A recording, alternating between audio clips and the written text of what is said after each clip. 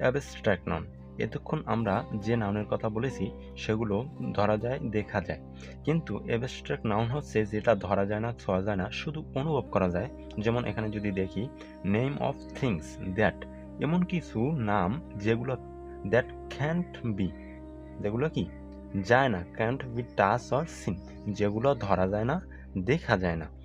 They don't have physical existence, যেগুলোর কোনো শারীরিক প্রতিবদ্ধকতা নেই। যেমন যেগুলো কোনো পদার্থের ভিতরেই পড়ে না, সেগুলোই হচ্ছে অ্যাবস্ট্রাক্ট নাউন।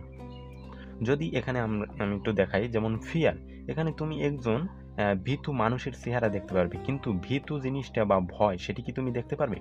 তুমি সেটি পারবে না। এখানে হ্যাপিনেস, এখানে একজন হ্যাপি মানুষ দেখতে পারবে তুমি, কিন্তু হ্যাপিনেস জিনিসটা বা এই যে জিনিসটা কি সেটি কিন্তু তুমি দেখতে পারবে না, বা এটি শুধু উপলব্ধি করতে পারবে যে যে সে হ্যাপিনেস কি। এই এখানে আবার যদি দেখি ট্রুথ, এখানে তুমি একটি সত্য কথা দেখতে পারবে, বা একটা সত্য, যে কোনো একটি সত্য জিনিস দেখতে পারবে, কিন্তু তুমি এই সত্য বিষয়টা কিন্তু বলতে পারবে না যে ভাই এটি হচ্ছে সত্য, বলতে পারবে, কারণ এটি দেখা যায় না, ধরা যায় না। এরপরে ফ্রেন্ডশিপ, এখানে তুমি ধরো একটি ছবি দেখে তুমি উপলব্ধি করতে পারবে যে এটি হচ্ছে কি বন্ধুত্ব, কিন্তু ফ্রেন্ডশিপ যে জিনিসটা সেটি কি বলতে পারবে যে এটি হচ্ছে ফ্রেন্ডশিপ বা এটি হচ্ছে ফ্রেন্ডশিপ, কিন্তু তুমি শুধু বলতে পারবে যে এখানে, মানে যে কোনো একটি, যদি একটি ছবি দেখিয়ে যদি বলা হয়, তুমি সেটার মাধ্যমে বলতে পারবে হ্যাঁ এদের ভিতরে একটা বন্ধুত্ব আছে।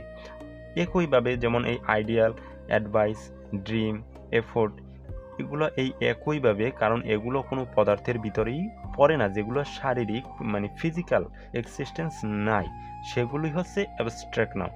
তুমি শুধু এটিকে কি অনুভব করতে পারবে, যা কিছু অনুভব করতে পারবে সেগুলোই হচ্ছে অ্যাবস্ট্রাক্ট নাউন। এর পরবর্তী ভিডিওতে আমরা পরবর্তী ক্লাসিফিকেশন দেখব।